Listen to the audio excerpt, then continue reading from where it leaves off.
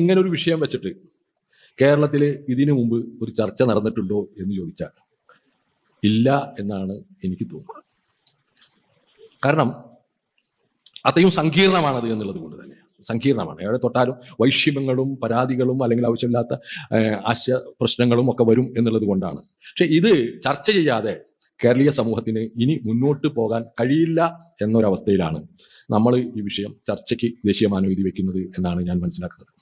പ്രധാനമായിട്ടും ഇന്ത്യയിലെ പ്രധാന ന്യൂനപക്ഷങ്ങൾ എന്ന് പറയുന്നത് ലോകത്തിലെ ഭൂരിപക്ഷത്തിൻ്റെതായിട്ടുള്ള ഒരു വിഭാഗമാണ്. ലോകമെങ്ങും ഭൂരിപക്ഷം സമൂഹം, മതസമൂഹം എന്ന് പറയുന്നത് ഇസ്ലാമും ക്രിസ്ത്യാനിറ്റിയാണ്.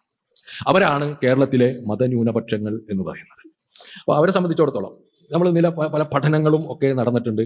പൊതുവെ ഞാൻ മുസ്ലിം സമുദായത്തിൻ്റെ ബേസിൽ നിന്നിട്ടാണ് കുറച്ച് സംസാരിക്കാൻ ആലോചിക്കുന്നത്. രണ്ട് ഇതുകളും പിന്നെ അപ്പോൾ ക്രിസ്ത്യാനിറ്റിയെ സംബന്ധിച്ചിടത്തോളം അതൊരു ഓപ്പൺ സൊസൈറ്റിയാണ് എന്ന ഒരു നിലപാട് പൊതുവെ ലോകത്തൊക്കെ ഉണ്ട്.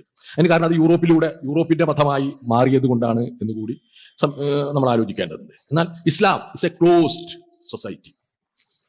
ഇസ്ലാം എ ക്ലോസ്ഡ് സൊസൈറ്റി എന്നാണ് എല്ലാവരും പറയുന്നത്. അത് എന്താ പറയുക, ക്ലോസ് ചെയ്യപ്പെട്ടുള്ള, ഓപ്പൺ ഇല്ലാത്ത, ഒരിക്കലും കടക്കാൻ പറ്റാത്ത, മറ്റു സമൂഹങ്ങൾക്ക് കടക്കാൻ പറ്റാത്ത ഒരു സമൂഹമാണ് എന്ന ഒരു ഇതാണ് പൊതുവെ 20ാം നൂറ്റാണ്ടിൻ്റെ ഇതിലൊക്കെ നമുക്ക് കാണാൻ കഴിയിട്ടുള്ളത്. ഇത്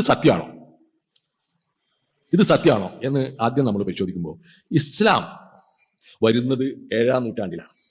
7th സെഞ്ച്വറിയിലാണ് ഇസ്ലാം ആവിർഭവിക്കുന്നത് എന്നുള്ളതാണ്. ഇസ്ലാം വരുന്ന കാലത്ത് 7 നൂറ്റാണ്ടായിരിക്കുന്നു ക്രിസ്ത്യാനിറ്റി വന്നിട്ട്, അതിലും എത്രയോ നൂറ്റാണ്ടുകളായിരിക്കുന്നു ജൂത മതം വന്നിട്ട്. ഗ്രീക്ക് ഫിലോസഫിയും ആളുകളും സോക്രട്ടീസിനെ പോലെ, അരിസ്റ്റോട്ടൽ പോലെ ഇവരൊക്കെ വന്നിട്ട് തന്നെ ഒരു 1000 കൊല്ലത്തോളം വരുമ്പോഴാണ് ഇസ്ലാം ഏകദൈവ വിശ്വാസവുമായിട്ട് മക്കയിൽ പ്രതിഷ്ഠപ്പെടുന്നത്. അപ്പോൾ ഏകദൈവ വിശ്വാസം അതിനു മുമ്പുണ്ടായിട്ടില്ലേ? അത് എത്രയോ പ്രാചീനമായ ഒരു കൺസെപ്റ്റാണെന്നാണ് ഞാൻ മനസ്സിലാക്കിയിട്ടുള്ളത്. ഏകദൈവ വിശ്വാസം ഈജിപ്തിൽ BC-യിൽ വളരെ മുമ്പുള്ള ഒരു വിശ്വാസ പ്രമാണമാണ് എന്നാണ് പറയുന്നത്. അത് അതോം എന്നാണ് അവർ ആ ദൈവത്തെ വിളിച്ചിരുന്നത്. ആ ദൈവത്തിന്റെ പ്രത്യേകത അത് പ്ലസും മൈനസും ചേർന്ന ഒരു സങ്കല്പമാണ് എന്നുള്ളതാണ്. അപ്പോൾ എത്രയോ നൂറ്റാണ്ടുകൾക്ക് മുമ്പ്, എബ്രഹാമിന് മുമ്പ് തന്നെ, അല്ലെങ്കിൽ എത്രയോ മുമ്പ് തന്നെ ഈ ഒരു വിശ്വാസം പശ്ചിമേഷ്യയിൽ മുഴുവൻ ഉണ്ടായിരുന്നു എന്നുള്ളതാണ് നമ്മൾ മനസ്സിലാക്കേണ്ടത്.